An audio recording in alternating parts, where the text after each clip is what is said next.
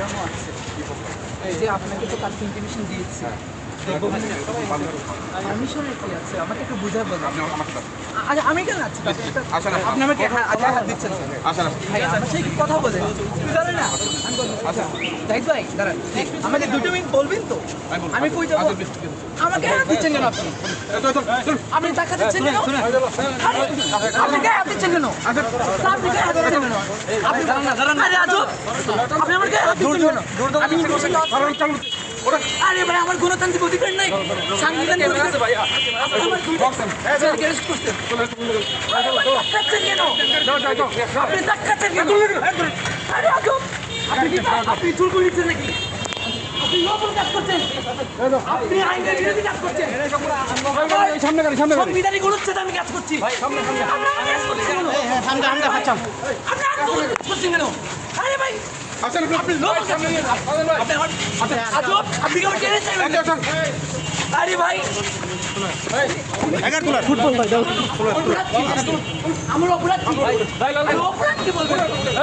আরে অপরাধ বলবেন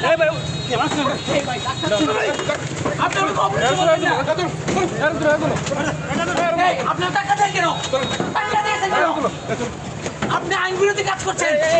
আমি ইনটিমেশন দিয়েছি, আইন বিরোধী কাজ করছেন কেন? এরা আগে থেকে আমাদের দ্রব্যমূল্যের প্রোগ্রাম ছিল, আগে থেকে অবগতি করা ছিল।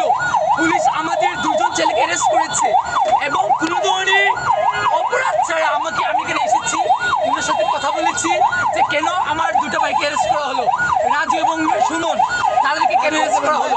উনি কোনো কথা না বলে, কথা সুযোগ না দিয়ে উনি জোর করে কিভাবে জবরদস্তি করেছে আপনি দেখেছেন। এই সরকার কিছু আমরা আর কিছু বলেন নাই, তার যেটা করেছে। আজকে আপনাদের কি প্রোগ্রাম ছিল? আমাদের প্রোগ্রাম ছিল লোডশেডিং এর প্রতিবাদ এবং দ্রব্যমূল্যের, এবং কোনো দলীয় প্রোগ্রাম না। এটা হবিগঞ্জের সর্বস্তরে ছাত্র জনতার ব্যানার প্রোগ্রামের কথা ছিল।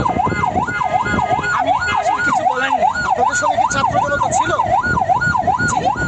আপনাদের সঙ্গে কি ছাত্র জনতা ছিল? আমরা তো আসলে এখানে গ্যাদার হতে পারি নাই।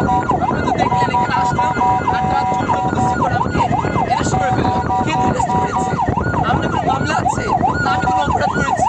আমাকে বলতে হবে তো।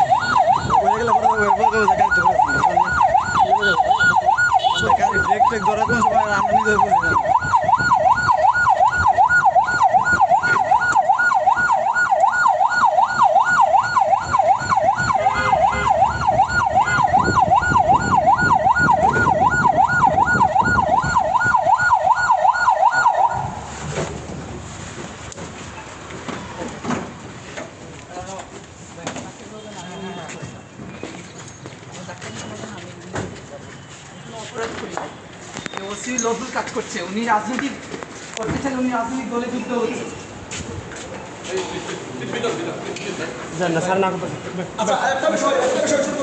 আপনাকে তাকে আটক করে দেন, মানে কেন নিয়ে এসেছেন? নিরাপত্তা